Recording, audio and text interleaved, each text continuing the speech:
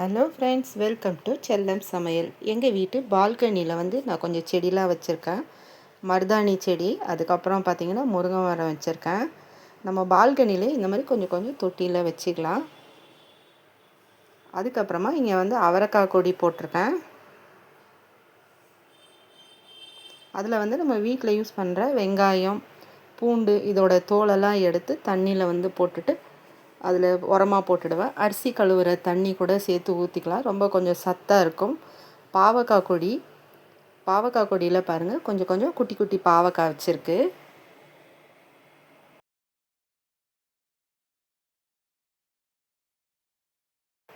அதுக்கப்புறம் இது நம்ம வீட்டில் இருக்கக்கூடிய அந்த முல்லைப்பூ செடி, நல்லா படர்ந்து கொடி மாதிரி வரும் அது.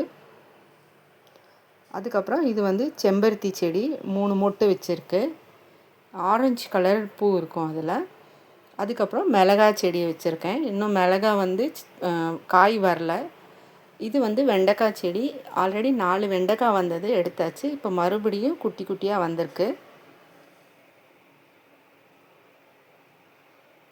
அதுக்கு பக்கத்தில் மல்லிப்பூ வச்சுருக்கேன். அதுலேயும் மொட்டு விட்டுருக்கு.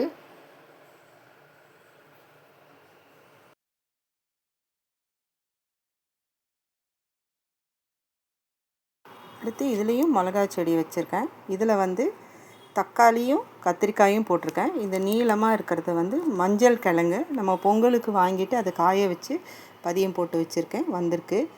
இது ரோஸ் வச்சுருக்கேன். நல்லா ரெட் ரோஸு அழகாக இருக்கும். இந்த தடவை குட்டி பூ வச்சுருக்கு. இதில் அப்படியே பக்கத்தில் வீட்டில் இருக்க புதினாவை கட் பண்ணி வச்சுருக்கேன். இதுதான் எங்கள் வீட்டு